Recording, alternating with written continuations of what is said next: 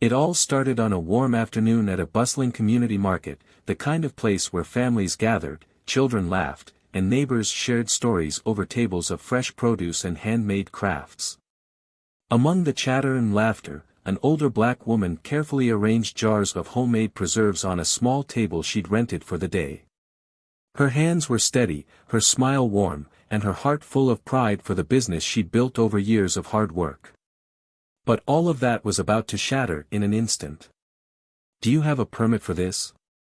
The voice was cold, sharp, and dismissive. A police officer stood before her, towering over the small table. His uniform was crisp, but his tone was cutting, carrying an undercurrent of disdain that was impossible to ignore. "I don't need a permit for this table," she replied, her voice steady but cautious. "I've been selling here for years, and the market rules allow it." The officer's eyes narrowed. "Don't talk back to me. You think you're above the law." The tension in the air was palpable as the woman stood her ground. Her resolve was quiet but firm, born from years of knowing when to push and when to step back. But this wasn't about rules or regulations. It was about power, and the officer was determined to exert his. "Sir, I'm just here to..." Before she could finish, his boot came down hard against the edge of the table, toppling the jars and scattering the fruits of her labor across the ground.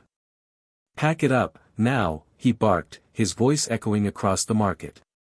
A hush fell over the crowd as people turned to watch, their faces a mixture of shock and discomfort. But it didn't end there.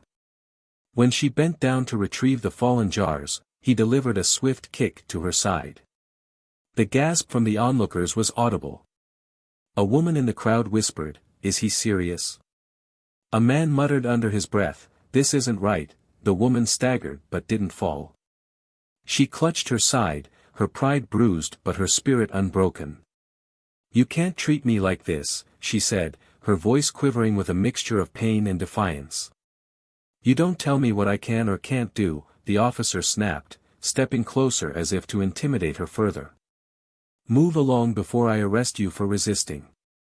Before anyone could process what had just happened, another voice cut through the tension, deep, commanding, and full of righteous fury. "What the hell are you doing?" The voice belonged to a man who had just arrived at the scene, his presence immediately commanding attention. He wasn't dressed in a uniform, but the authority in his tone was unmistakable. The officer turned, his bravado faltering for the first time. "This doesn't concern you," he said, though there was an edge of uncertainty in his voice now. "Oh, it absolutely does." The man stepped closer, his eyes blazing with anger. "That's my mother you just assaulted." The crowd murmured, their shock turning into murmurs of support as the man squared off with the officer. The air was thick with anticipation, everyone waiting to see what would happen next. The officer, realizing the gravity of the situation, attempted to regain control. "Sir, I suggest you back off before..." "Before what?" the man interrupted, his voice rising. "Before I expose you for the thug you are. Before I call every reporter, every activist, and every lawyer I know. Because I promise you, this isn't going away." The officer hesitated, glancing around at the crowd. His confidence was crumbling, but he wasn't ready to back down. "You're interfering with police business," he said, his voice losing its edge. The man laughed, a sharp, bitter sound. "Police business? Assaulting an elderly woman in front of witnesses is police business now?" He turned to the crowd. "Did anyone here see her resist? Anyone see her break the law?" Heads shook. A woman near the front of the crowd called out, "She didn't do anything wrong." The man turned back to the officer. "You've made a big mistake today. And trust me, you're going to regret it." The officer shifted uncomfortably, the weight of the crowd's eyes on him. For the first time, he seemed to realize that he was outnumbered, not by force, but by the truth. As the scene unfolded, questions began to ripple through the crowd and beyond. Who was this man who had arrived just in time to defend his mother? What would happen to the officer now that his actions were exposed in front of so many witnesses?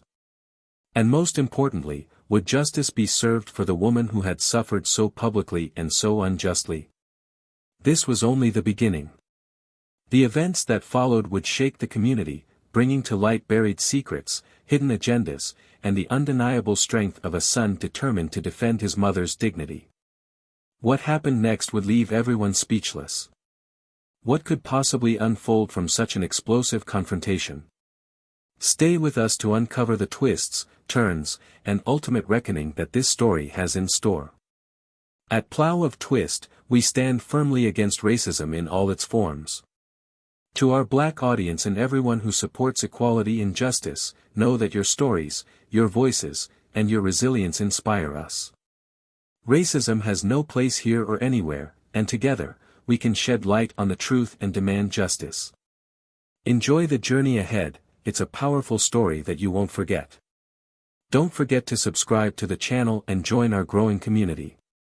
Now, sit back, and let's begin. The day had begun like any other in the quiet, close-knit neighborhood just outside Atlanta, Georgia. The community market, nestled in the heart of the town square, was alive with activity. Vendors called out to passers-by, hawking their fresh produce, hand-knitted scarves, and jars of honey. Children darted between stalls, their laughter mixing with the sounds of haggling and distant music. It was the kind of place where everyone knew each other, a space that felt safe and familiar. Amara Thompson was a fixture here. In her late 60s, with deep brown skin and silver-streaked hair pulled back into a neat bun, she exuded a quiet dignity that people respected. Her table, laden with jars of peach preserves, was always a favorite. Amara's preserves weren't just delicious, they carried the legacy of recipes passed down from her grandmother, a woman who had taught her resilience and self-reliance during the height of the civil rights movement. Amara didn't just sell preserves, she shared stories, offered advice, and lent a listening ear to anyone who stopped by. Her presence brought comfort, a steady reminder of the strength and beauty of her community. Behind her warm smile, though, was a life marked by sacrifice. Widowed at a young age, Amara had raised her son, Marcus, on her own while working 2 jobs to make ends meet. Every dollar earned, every jar sold, was a testament to her perseverance. Marcus Thompson was the embodiment of his mother's dreams. In his mid-30s, he was a successful civil rights attorney with a reputation for being unflinching in the face of injustice. Tall and broad-shouldered, Marcus carried himself with the kind of confidence that came from knowing exactly who he was and what he stood for. His sharp mind and fierce determination had earned him respect in the courtroom and fear from those who stood on the wrong side of justice. But beyond his professional accolades, Marcus was a devoted son.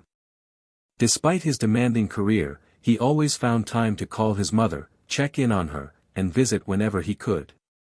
He credited her for everything he had achieved. "You taught me how to fight," he often told her, and it was true. Amara's lessons on resilience, fairness, and standing up for what was right had shaped him into the man he had become. The community market was where Amara felt most at home. On that fateful day, she had arrived early, as she always did, to set up her table. The morning had been pleasant, with a steady stream of customers who greeted her warmly. By midday, the sun was high, and Amara was chatting with a young couple about her newest batch of preserves when the peace of the market was disrupted. Officer Brent Cole had been with the local police department for over a decade. Known for his brusque demeanor and short temper, he wasn't well liked, particularly among the community's Black residents. Brent was the type of officer who seemed to take pride in exerting his authority, often in situations where it wasn't necessary. His presence at the market that day wasn't unusual. Officers frequently patrolled the area, but the tension he carried with him was palpable. Amara noticed him as he approached, his gaze fixed on her table. She felt a flicker of unease. She had never had a direct encounter with Officer Cole before, but she had heard enough stories from her neighbors to know that his interactions were rarely pleasant. "Ma'am," he said curtly, his voice loud enough to draw the attention of those nearby. "Do you have a permit for this setup?" Amara looked up at him, her brow furrowing. "Officer, I've been selling here for years. The market rules don't require a permit for small vendors like me. That's not what I asked, Brent snapped, taking a step closer. His imposing frame cast a shadow over her table. Do you have a permit or not? Amara straightened, refusing to be intimidated. No, I don't. And I don't need one. You can check with the market organizers if you'd like. Brent's jaw tightened. He looked around, noticing the growing crowd. You're obstructing the walkway, he said, his tone cold. Pack this up and move along. I'm not obstructing anything, Amara replied, her voice steady. People have plenty of room to walk. Brent's face darkened. Are you arguing with me? He demanded. I'm explaining, sir, she said, keeping her composure. There's no rule against me being here. But her calm only seemed to infuriate him further. I said, pack it up, he barked, reaching out and shoving one of the jars off the table. It hit the ground with a sharp crack, the glass shattering and the golden preserve pooling at his feet. Hey, someone in the crowd exclaimed. Whispers and murmurs spread as the onlookers processed what they were seeing. Amara's chest tightened, but she refused to let him see her falter. Was that really necessary? She asked, her voice tinged with disbelief. Brent stepped closer, his eyes blazing with a mix of anger and something else, something darker. You're resisting, he said. That's enough for me to take you in. The words hung in the air, heavy and threatening. Amara opened her mouth to respond, but before she could, Brent's boot collided with the edge of her table, sending more jars tumbling to the ground. The noise was jarring, and the crowd gasped collectively. As Amara bent down to retrieve the fallen jars, Brent delivered a swift kick to her side. The impact sent a shockwave of pain through her body, and she staggered, clutching her ribs. The murmurs in the crowd grew louder, a mix of outrage and disbelief. Unbelievable, someone muttered. A young man pulled out his phone, recording the scene. Amara struggled to steady herself, her pride refusing to let her crumble in front of the crowd. She met Brent's gaze, her eyes filled with both pain and defiance. You can't treat people like this, she said, her voice firm despite her shaking hands. Move along, Brent said again, his voice lacking the same force it had earlier. The growing tension in the crowd was clearly starting to unsettle him, but he wasn't ready to back down. The moment was thick with emotion, anger, humiliation, and an overwhelming sense of injustice. But the situation was about to take a turn that neither Amara nor Brent could have anticipated. Just as the crowd began to close in, a voice rang out, cutting through the chaos like a knife. It was deep, commanding, and unmistakably furious. What the hell is going on here? What the hell is going on here? The voice sliced through the tense air like a blade. Heads turned as Marcus Thompson strode into view, his tall frame radiating controlled fury.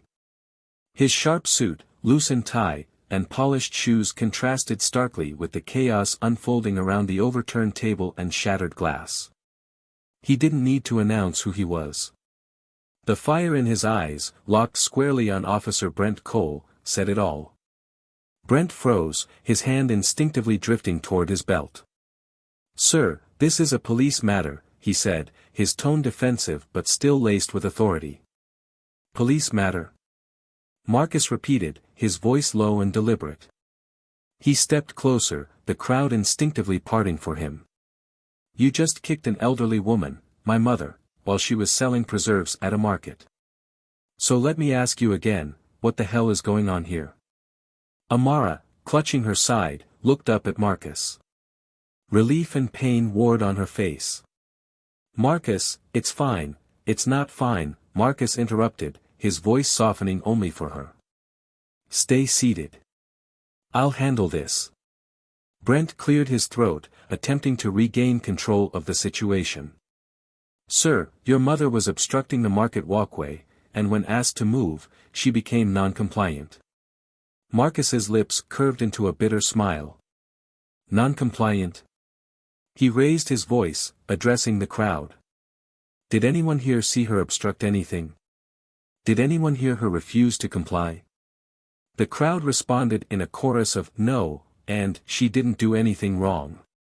A young woman stepped forward, holding up her phone. I recorded the whole thing, she said. He's lying. Marcus turned back to Brent, his expression hardening. You kicked an innocent woman, destroyed her property, and lied about it. That's not just misconduct. That's assault. Brent's face flushed, his bravado slipping. Look, I was just, save it, Marcus snapped. You're going to need every excuse you can think of when this goes to court. The murmurs in the crowd grew louder, their anger palpable.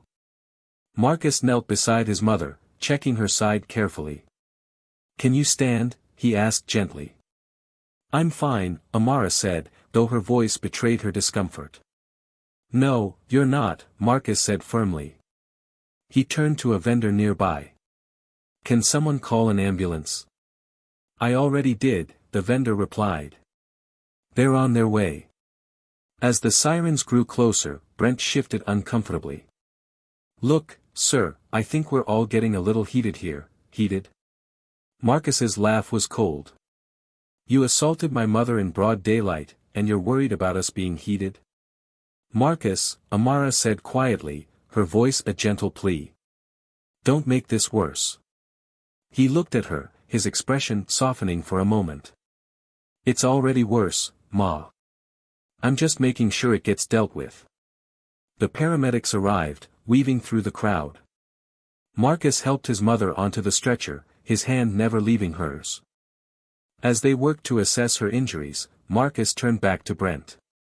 You're not walking away from this, he said, his voice low and full of promise. Not this time. Brent opened his mouth to respond, but the arrival of a second police car cut him off. Two officers stepped out, their expressions carefully neutral as they surveyed the scene. Cole, one of them said, nodding toward Brent. What's going on? Nothing I can't handle, Brent replied quickly, his tone defensive. Really? Marcus said, stepping forward. Because from where I'm standing, you've got a lot of explaining to do. The officer who had spoken raised an eyebrow. And you are? Marcus Thompson, he said, pulling out his wallet and flashing his ID. Civil rights attorney. And the son of the woman your colleague just assaulted. The second officer frowned, glancing at Brent. Is this true? I didn't assault anyone, Brent stammered.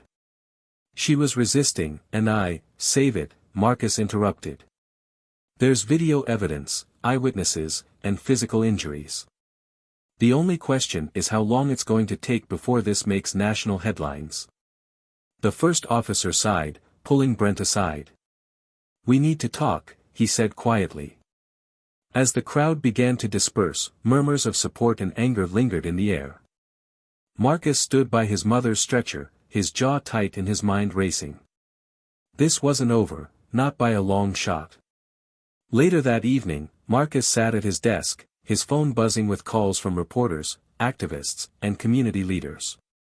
The footage of Brent's actions had already gone viral, sparking outrage across social media. But Marcus wasn't thinking about the headlines. His focus was on building a case that would ensure Brent was held accountable, not just for his mother, but for every person who had suffered under his abuse of power. He sifted through the evidence, the video recordings, the statements from witnesses, and Brent's disciplinary record, which he had pulled from public records. It was worse than he expected. Multiple complaints of excessive force, all dismissed with little investigation. Marcus's stomach churned as he read the details. A knock at the door interrupted his thoughts. It was Amara, moving slowly but steadily.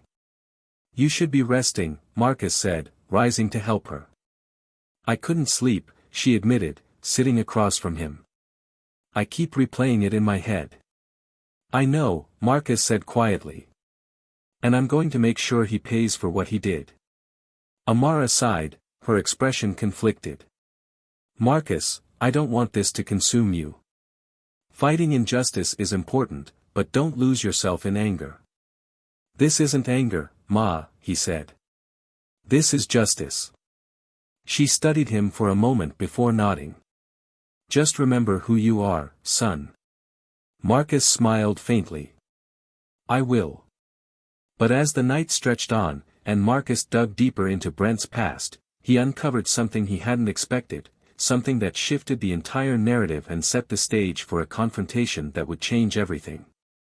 The pieces were falling into place, and Marcus knew that when the moment came, it would be bigger than anything he had ever faced before. The question was, would Brent see it coming? Would anyone? The courtroom buzzed with tension. Every seat was filled, and more people crowded against the back wall and along the aisles. The case had attracted national attention, with reporters stationed outside and live feeds broadcasting updates across the country. At the center of it all was Marcus Thompson, seated at the plaintiff's table beside his mother, Amara. She sat with her hands folded in her lap, her expression calm but resolute. This wasn't just about her anymore, it was about something far bigger. On the other side of the room sat Officer Brent Cole, his demeanor noticeably subdued. Gone was the bravado he had shown at the market. He avoided meeting Marcus's gaze, his fingers fidgeting nervously on the table. His attorney whispered something to him, but Brent barely reacted. He knew he was cornered. The judge entered, and the room fell silent. The bailiff's voice echoed through the chamber. All rise. Marcus stood, his movements deliberate. He had spent weeks preparing for this moment, combing through every piece of evidence, every witness statement, every legal precedent. The stakes were high, not just for his mother, but for everyone who had ever suffered under the weight of unchecked authority. Counselor, the judge said, addressing Marcus. You may proceed. Marcus rose, his steps measured as he approached the jury. He paused for a moment, letting the silence fill the room. Then he began, his voice steady and clear. Ladies and gentlemen of the jury, he said, what you are about to hear is not just the story of a single incident. It is the story of a pattern of abuse, of corruption, and of a system that has failed to protect the very people it is meant to serve. He turned toward the jury, his gaze unwavering. On that day at the market, my mother, Amara Thompson, was not just selling preserves. She was embodying the spirit of resilience and community. She was doing what she has done for years, providing for herself with dignity. And what happened? She was humiliated, attacked, and stripped of her basic humanity by the very person sworn to protect her. Brent shifted in his seat, his discomfort visible. Marcus didn't look at him, his focus was on the jury. But this isn't just about my mother, Marcus continued. Officer Brent Cole's actions were not isolated. They are part of a larger pattern, one that this courtroom has a chance to break.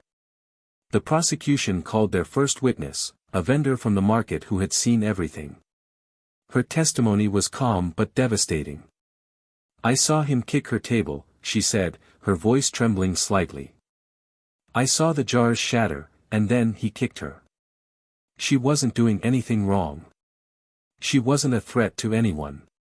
Marcus nodded as she spoke, his expression serious but encouraging. Thank you, he said when she finished. Your courage in coming forward means more than you know. Next came the video footage, played on a large screen for everyone to see. The room was silent as the recording showed Brent's actions in stark detail.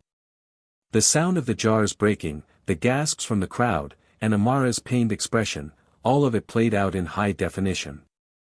Brent's face reddened as the jury watched, their expressions a mixture of shock and disgust. When it was Brent's turn to take the stand, Marcus's tone shifted. He was no longer calm, there was steel in his voice. Officer Cole, Marcus began, pacing slowly. You claimed that my mother was resisting. Do you see any resistance in that video? Brent hesitated, his eyes darting toward his attorney. I made a judgment call, he said finally. A judgment call? Marcus repeated, his voice rising slightly. Kicking an elderly woman is a judgment call. Brent's jaw tightened. She was being uncooperative. Uncooperative, Marcus said, stopping to face him. Tell me, Officer Cole, how does selling preserves make someone uncooperative? How does bending down to pick up broken jars justify a kick to the ribs? Brent didn't answer, his gaze fixed on the table in front of him. That's what I thought, Marcus said, stepping back. No further questions. The defense tried to paint Brent as a dedicated officer who had made an unfortunate mistake under pressure. But Marcus was relentless, dismantling their arguments piece by piece. He brought in records of past complaints against Brent, cases that had been dismissed without proper investigation. He highlighted the systemic failures that had allowed Brent to continue wearing a badge despite years of misconduct. By the time Marcus delivered his closing statement, the tension in the room was nearly unbearable. Justice isn't just about punishment, he said, his voice echoing in the silent chamber. It's about accountability. It's about saying, this ends here. My mother didn't deserve what happened to her, and neither does anyone else. The question before you is simple: will you let this pattern continue, or will you take a stand? The jury deliberated for hours, but to Marcus, it felt like days. He sat with his mother, her hand resting lightly on his. You did everything you could, she said softly. It's not just about us, Marcus replied. It's about everyone watching. When the jury finally returned, the room was electric with anticipation. The foreperson stood, her expression unreadable. We find the defendant, Brent Cole, guilty. The words hung in the air for a moment before the courtroom erupted. Marcus closed his eyes, exhaling a breath he hadn't realized he was holding. He turned to his mother, who squeezed his hand tightly. Outside, reporters swarmed, their cameras flashing as Marcus stepped out into the bright sunlight. He spoke briefly, his words measured but powerful. This isn't just a victory for my mother, he said. It's a victory for accountability, for justice, and for every person who has ever felt powerless. This is only the beginning. As the crowd cheered, Brent was led away in handcuffs, his career and reputation in ruins. Marcus watched him go, feeling a mixture of relief and determination. The fight wasn't over, not by a long shot, but for the first time in a long time, it felt like progress.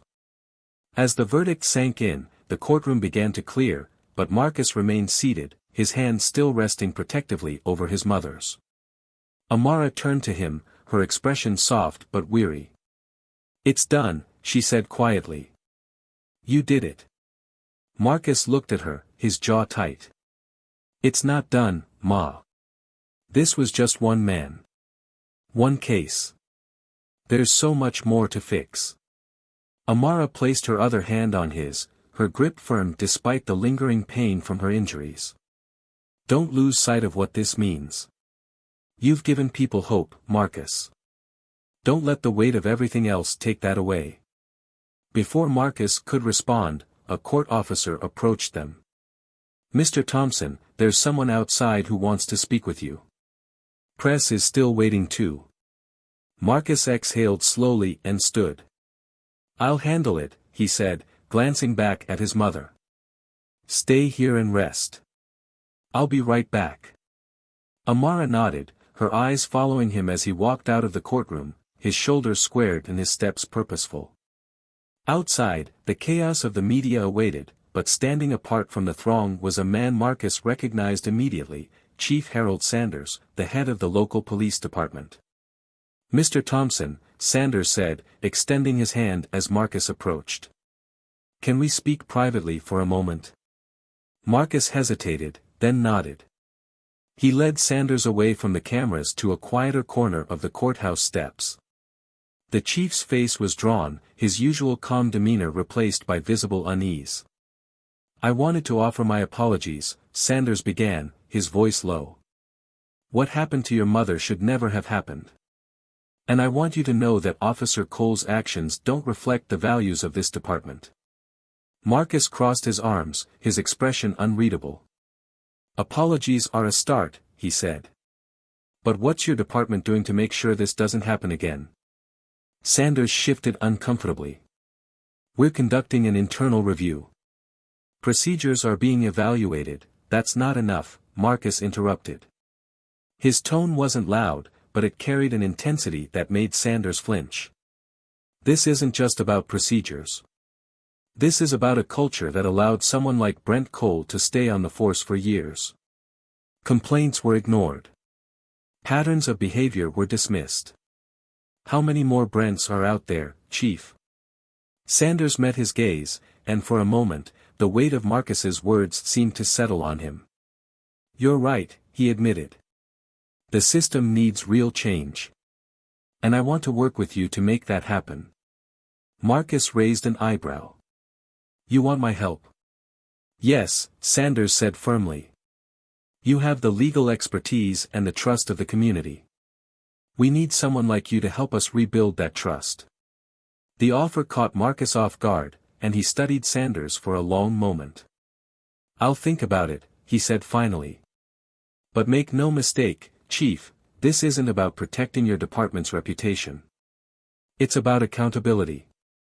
Sanders nodded. Understood. As Sanders walked away, Marcus turned back toward the courthouse, his mind racing. The chief's words had been unexpected, but they stirred something in him, a cautious hope that perhaps change was possible. Inside, Amara was waiting for him, her face lighting up as he approached. What was that about? She asked. Marcus sat beside her, his expression thoughtful. Sanders wants me to help with reforming the department. Amara raised an eyebrow. And? I told him I'd think about it, Marcus said. But I'm not sure I trust him. Not yet. Amara leaned back in her seat, her gaze thoughtful. It's a big decision, she said. But you've always been good at knowing what's right. Trust yourself, Marcus. Her words stayed with him as they left the courthouse. The crowd outside erupted into cheers as they stepped into the sunlight, cameras flashing and reporters shouting questions. Marcus held up a hand, signaling for silence. The crowd quieted, and all eyes turned to him. This isn't just a victory for my mother, he said, his voice carrying over the noise. It's a victory for everyone who has ever felt powerless in the face of injustice. But our work isn't done. Today, we took a step forward, but there are many more steps to take. And I promise you, I won't stop until every voice is heard, every injustice is addressed, and every person is treated with the dignity they deserve. The crowd erupted again, their cheers echoing through the city streets. Amara reached for his hand, squeezing it gently. I'm proud of you, she said, her voice barely audible over the noise. Marcus turned to her, his expression softening. Everything I do is because of you, Ma. You taught me how to fight. As they walked away, the crowd parting to let them through, Marcus felt a renewed sense of purpose. The battle had been won, but the war for justice was far from over. And for the first time in a long time, he felt ready to face whatever came next. As the courthouse emptied and the media frenzy began to fade, Marcus Thompson found himself sitting in his office late into the night. The victory in court had been significant, but its aftermath weighed heavily on him. Papers and folders cluttered his desk, evidence of the systemic problems he now felt compelled to address. His mind churned with possibilities, what steps to take next, how to ensure that this wasn't just another fleeting moment of accountability. His phone buzzed, jolting him from his thoughts. It was a message from Chief Sanders. We need to meet. Tomorrow morning. Important updates. Marcus stared at the message for a moment, a mixture of skepticism and curiosity washing over him. Sanders' overtures for collaboration felt genuine, but Marcus couldn't shake the sense that there was more to the story. The stakes were too high for blind trust. The next morning, Marcus met Sanders in a small, nondescript diner away from prying eyes. Sanders was already seated in a corner booth, nursing a cup of coffee and looking far older than his years. Thanks for coming, Sanders said as Marcus slid into the booth. I'm here, Marcus replied, his tone guarded. What's so urgent? Sanders set down his cup and leaned forward. I've been digging into Cole's personnel file. There's more there than what's already come out. Complaints, sure, but also internal memos, things that suggest higher-ups knew about his behavior and chose to ignore it. Marcus's jaw tightened.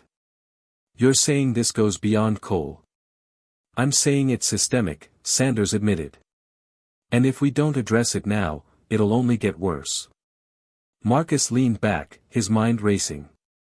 This was what he had suspected all along, but hearing it confirmed by the department's own leader was both validating and infuriating. Why are you telling me this? He asked. Why not handle it internally? Sanders sighed. Because the department's reputation is already in the gutter, and I don't trust my own people to handle this the right way. I need someone from the outside, someone like you, to hold us accountable. Marcus studied him for a long moment.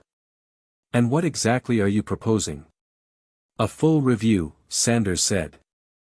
Independent investigators, transparency, and a public report. It won't be easy, and it won't be pretty. But it's the only way to rebuild trust. The proposal was bold, even unprecedented, and Marcus couldn't deny the weight of the opportunity. But it also came with risks, personal, professional, and moral. Could he trust Sanders to follow through? Would this effort truly lead to change, or would it be another empty gesture? You realize this could expose things you're not ready for, Marcus said finally. It could implicate people you work with, maybe even yourself. I know, Sanders replied, his voice steady. But if we don't do this, we're complicit. Marcus nodded slowly. I'll think about it. Over the next few days, Marcus wrestled with the decision. He consulted with colleagues, community leaders, and even his mother, who offered her usual blend of wisdom and practicality. You've always fought for what's right, Amara said as they sat together in her living room. This isn't any different. But don't let them use you to cover their own failures. If you do this, do it on your terms. Her words stayed with him as he drafted a list of conditions, non-negotiable terms that would ensure the review was thorough and transparent. When he presented them to Sanders, the chief didn't flinch. Agreed, Sanders said. All of it. And so, the process began. Independent investigators were brought in, and the review quickly uncovered a disturbing pattern of misconduct, cover-ups, and negligence. As the findings became public, the community's response was swift and fierce. Protests erupted, demanding accountability not just for Cole, but for every officer and official who had enabled his behavior. The department was in turmoil. Several high-ranking officials resigned under pressure, while others faced investigations of their own. Sanders held firm, publicly committing to the reforms Marcus had outlined. But the backlash was intense, and Marcus found himself under fire from all sides. You're making enemies, warned one of his colleagues during a late-night phone call. Powerful ones. I've made peace with that, Marcus replied. This isn't about me. But the challenges weren't just external. Marcus was forced to confront uncomfortable truths about the depth of the problem and the limits of his own influence. The review had opened a Pandora's box, revealing not just the flaws in the system, but the biases and blind spots that allowed those flaws to persist. One evening, as Marcus reviewed the latest report, Sanders called him. We need to talk, the chief said, his voice grim. They met at Sanders' office, where the chief handed Marcus a file. This just came in, Sanders said. It's bad. Marcus opened the file, his eyes scanning the pages. It detailed a series of incidents involving another officer, cases of excessive force, racial profiling, and falsified reports. The officer in question had been promoted despite the complaints, and the evidence pointed to a deliberate effort to shield him from accountability. This is bigger than Cole, Marcus said, his voice tight. This is a culture. I know, Sanders said quietly. And it's going to take more than just us to fix it. The weight of the revelation hit Marcus hard. The fight for justice was far from over, and the road ahead was daunting. But as he looked at Sanders, he saw a glimmer of something he hadn't expected, determination. We keep going, Marcus said finally. No matter what it takes. Sanders nodded. Agreed. The consequences of their actions were already rippling through the community and beyond. The department was on the brink of transformation, but the cost was high. Marcus had alienated powerful figures, faced relentless criticism, and sacrificed countless hours to the cause. But he also knew that the stakes were too high to stop now. As he left Sanders' office that night, Marcus felt a renewed sense of purpose. The fight for justice was messy, complicated, and exhausting, but it was also necessary. And for the first time, he felt that they were on the verge of something real, something that could change not just his city, but the system itself. The news of the department's internal collapse spread faster than anyone anticipated. Headlines chronicled the revelations, naming names and exposing a deep network of complicity that spanned years. Marcus's phone buzzed incessantly, with calls from reporters, activists, and even former allies in the legal world who were now distancing themselves from the fallout. Despite the chaos swirling around him, Marcus remained steadfast. This was exactly what he had hoped for, an undeniable moment of reckoning, but the pressure was mounting, and he knew the hardest part was still ahead. Late one evening, Marcus sat in his office, staring at a stack of papers that outlined the next steps for the independent review. His mother's voice echoed in his mind, "Don't let them use you to cover their own failures." It was sound advice, but the closer they got to the truth, the more he felt like he was walking a tightrope. His assistant, Naomi, knocked softly on the door before stepping in. "Marcus," she said, her voice cautious. "Chief Sanders is on the line. He says it's urgent." Marcus rubbed his temples and nodded. "Put him through." The line clicked, and Sanders' voice came through, low and tense. "We've got a problem." "Of course we do," Marcus replied dryly. "What is it this time?" "There's been a leak," Sanders said. "Internal memos about the review, specifically about you. Some of the officers implicated are trying to discredit you. They're saying this whole thing is a personal vendetta." Marcus's jaw tightened. "Of course they are. What else?" "They've also released information about your mother," Sanders added reluctantly. "Medical records, personal details, it's a smear campaign." Marcus leaned back in his chair, his mind racing. "This is retaliation," he said. "They're trying to scare us into backing down." "I know," Sanders said. "And I hate to say this, but it's working. The morale in the department is at an all-time low. Officers are threatening to walk out." "Let them," Marcus snapped. "If they're more loyal to a corrupt system than to justice, they don't belong on the force." Sanders sighed. "I agree with you, but this is going to get uglier. They're going to come after you harder." "They already have," Marcus said. "And I'm still here." After hanging up, Marcus sat in silence for a moment, the weight of the situation settling on his shoulders. The smear campaign was predictable, but it still stung. He picked up his phone and called his mother. "Hey, Ma," he said when she answered. "Marcus," Amara replied, her voice warm but laced with concern. "It's late. Are you okay?" "I'm fine," he said, though the strain in his voice betrayed him. "I just needed to hear your voice." Amara was silent for a moment before speaking. "I saw the news," she said gently. "They're saying some awful things." "None of it's true," Marcus said quickly. "You know that." "Of course I do," she replied. "But that doesn't mean it doesn't hurt." Marcus exhaled slowly. "I'm sorry, Ma. I didn't want you dragged into this." "You don't need to apologize," Amara said firmly. "You're doing the right thing, Marcus. And that's never easy. But you don't have to carry this alone." Her words were like a bomb, easing some of the tension that had built up inside him. "Thanks, Ma," he said softly. "I needed that." "You're stronger than you think," she added. "And no matter what they throw at you, remember why you're doing this.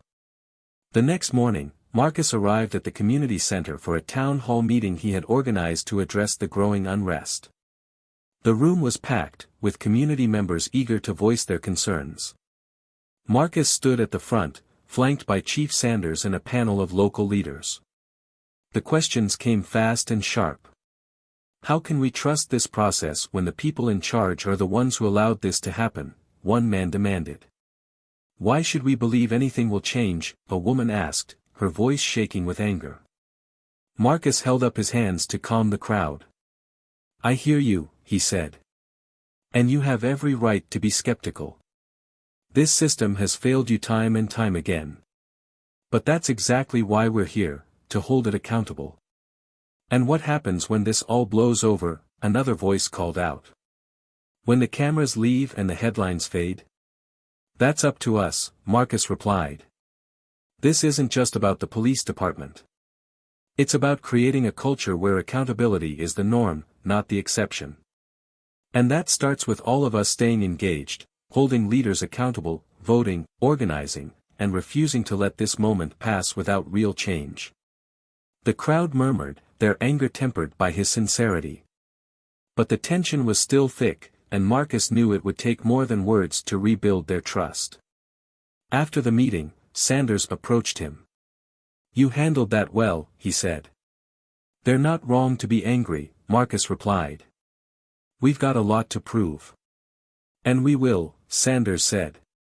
But we need to move quickly. The next phase of the review is going to bring even more resistance. Marcus nodded, his resolve hardening. Then we move forward.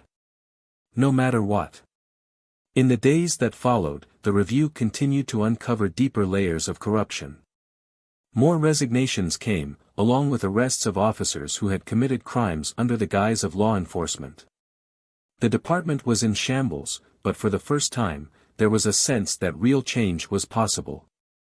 One evening, Marcus sat with Amara at her kitchen table, a rare moment of quiet in the midst of the storm. You've come a long way, she said, pouring him a cup of tea. But I can see it's taking a toll on you. Marcus nodded, his expression tired but determined. It's worth it, he said. If it means we can prevent this from happening to someone else, it's worth it. Amara reached across the table and took his hand. I'm proud of you, Marcus. Not just for what you've done, but for who you are. You've always been someone who stands up for what's right, no matter the cost. Marcus looked at her, his eyes shining with gratitude. I learned that from you, he said. As they sat together, the weight of the battle ahead still loomed large. But for the first time, Marcus felt a sense of clarity. The fight wasn't over, but they were closer than ever to something real, something lasting. And he was ready to see it through, no matter what it took. The days following the town hall were a blur for Marcus. The media was relentless, and the department was scrambling to maintain control, but in the midst of it all, Marcus found a strange sense of peace. The weight of what he had taken on was still there, but it no longer felt like an impossible burden. He had his mother's unwavering support, the strength of his community behind him, and an unyielding resolve to see this through. But as much as Marcus had hoped for change, the backlash was impossible to ignore. The smear campaign against him hadn't stopped. There were still whispers in the streets, and not just from those connected to the police force. Some of the community had started to question whether Marcus had been too harsh, too quick to push for change. Had he really done the right thing? One evening, as Marcus prepared for another meeting with Sanders, he sat alone in his office, his thoughts heavy with doubt. His phone buzzed, breaking his reverie. It was Naomi, his assistant. Marcus, you need to see this, her voice crackled through the phone. The latest report just came out. They've leaked something about your mother. It's bad. Marcus's heart dropped into his stomach. What is it? Naomi hesitated. They're claiming that your mom received a large payout from an anonymous donor. They're trying to paint it like some kind of bribe. They're saying she's part of the problem, that you've been compromised. Marcus's mind raced, his anger bubbling up. That's a lie. Where is this coming from? I don't know yet, Naomi said. But you need to address this. It's starting to spread fast.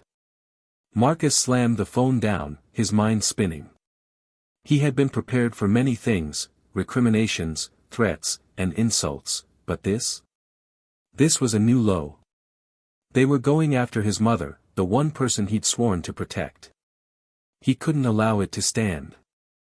He paced the floor, his fists clenched in frustration. He needed to confront this head-on. There was no room for hesitation now. But before he could act, the door to his office opened, and Naomi walked in, her face pale. Marcus, you need to see this, she said quietly, holding up a folder. There's more. Marcus took the folder from her and opened it. His eyes scanned the page, his pulse quickening with every word.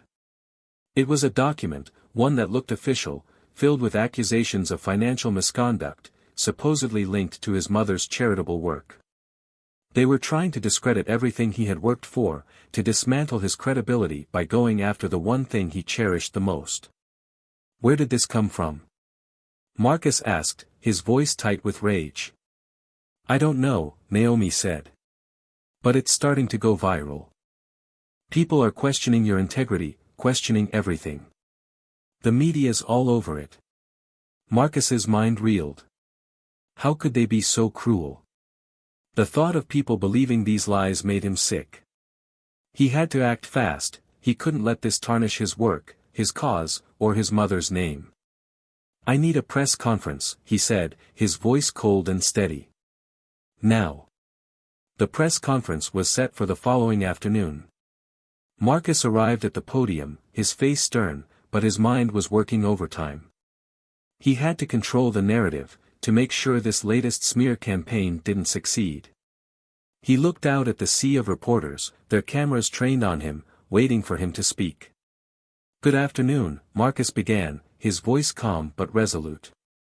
I stand here today not just as a son, but as a man who has dedicated his life to justice. I have fought for those who cannot fight for themselves, and I've always done so with integrity. It's been brought to my attention that there are false reports circulating about my mother. Let me be perfectly clear, these accusations are baseless. They are lies designed to discredit me and the work we've done together. A reporter raised her hand. Mr. Thompson, do you have proof that these accusations are false? Marcus turned toward her, his eyes fierce. I do.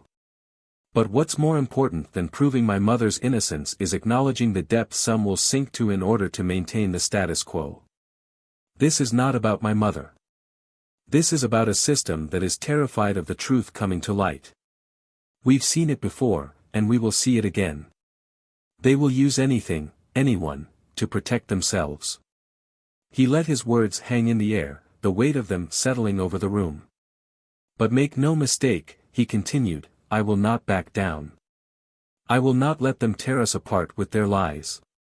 And I will continue this fight, not just for my mother, but for everyone who has suffered at the hands of a broken system. The room was silent for a long moment before the questions began to come. But Marcus was ready.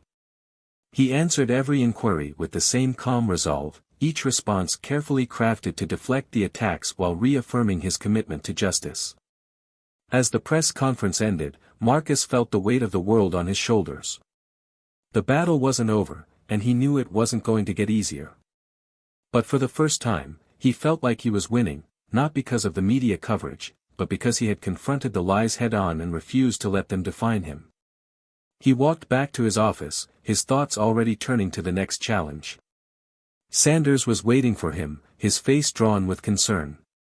How did it go? Sanders asked. It went fine, Marcus replied, his voice steady, though his mind was still spinning. But they're relentless. They're going after everything we've built. I know, Sanders said. We need to move quickly. The department's internal review is uncovering more, but now the focus is shifting back to you, your integrity, your motivations. If this goes on much longer, I won't let them win, Marcus interrupted. We can't back down now. Not when we're so close. Sanders looked at him for a long moment before nodding. "You're right. We're in this together." Marcus took a deep breath. "Then let's finish this. Let's get the rest of the truth out there." The next few weeks were a blur of meetings, legal battles, and behind-the-scenes negotiations. The smear campaign had escalated, but so had the efforts to expose the full extent of the corruption within the department. The independent review was progressing, and with each passing day, more officers were being held accountable for their actions. But the personal toll was beginning to show. Marcus's relationship with his colleagues had become strained. Some had distanced themselves, while others had become more vocal in their support. The divide was growing, and Marcus knew that no matter how this ended, there would be no going back. His decisions had set something in motion that couldn't be undone, and that realization was both empowering and terrifying. One night, as he sat in his office going over the latest developments, he received a call from Amara. "Marcus," she said, her voice softer than usual, "I'm proud of you.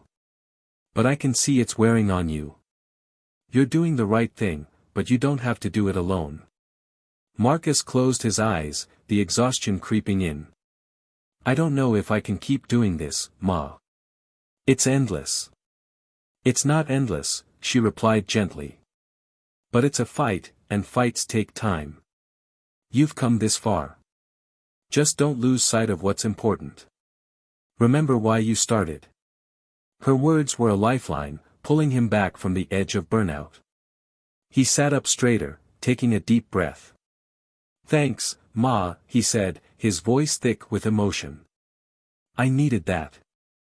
As he hung up, Marcus looked out the window, his thoughts consumed by the future. The end was still far off, and there would be more battles to fight, more obstacles to overcome. But for the first time in a long time, Marcus felt ready to face whatever came next. He wasn't alone anymore. And that made all the difference. The courtroom was packed once more. This time, the atmosphere was different, not tense and combative, but quiet with anticipation. It had been months since the independent review had begun, and today was the day the findings would be revealed. The community watched closely, waiting to see if all the battles, protests, and sacrifices would lead to something tangible. Marcus sat at the front, his mother by his side. Amara looked tired but strong, her presence a steady anchor in the storm that had surrounded them for so long. On the other side of the room sat Chief Sanders, flanked by members of his team. The chief had endured his own share of criticism throughout the process but had remained committed to seeing it through. The lead investigator stepped forward, holding a thick file that represented months of grueling work. After extensive review, he began, "We have uncovered systemic issues within the department, including patterns of abuse, negligence, and misconduct spanning over a decade. These findings implicate not only individual officers but also leadership that enabled and ignored these behaviors." The room was silent as the investigator detailed the changes that would be implemented.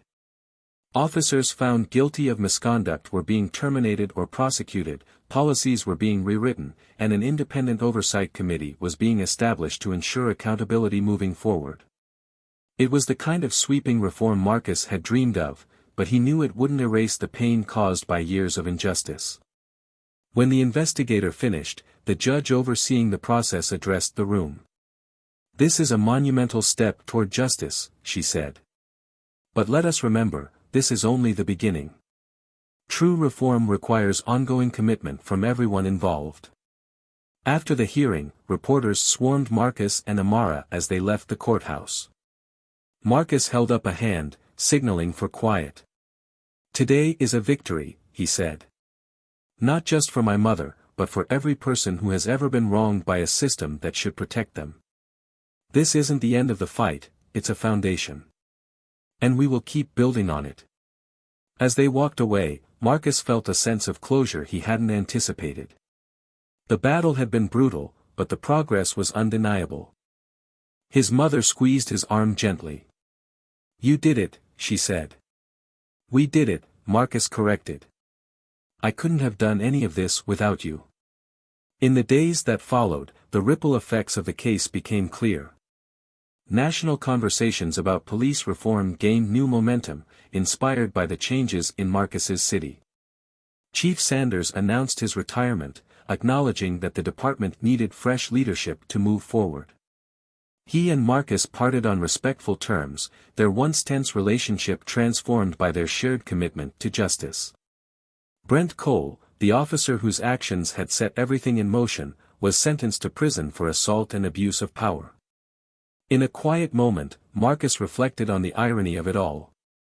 Cole's downfall wasn't just about one act of violence, it was about the culture that had protected him for so long. That culture was finally being dismantled, brick by brick. Amara returned to her life with a renewed sense of purpose. She continued her work in the community, using her platform to advocate for others who had experienced injustice. Her story became a symbol of resilience, inspiring countless people to stand up for their rights.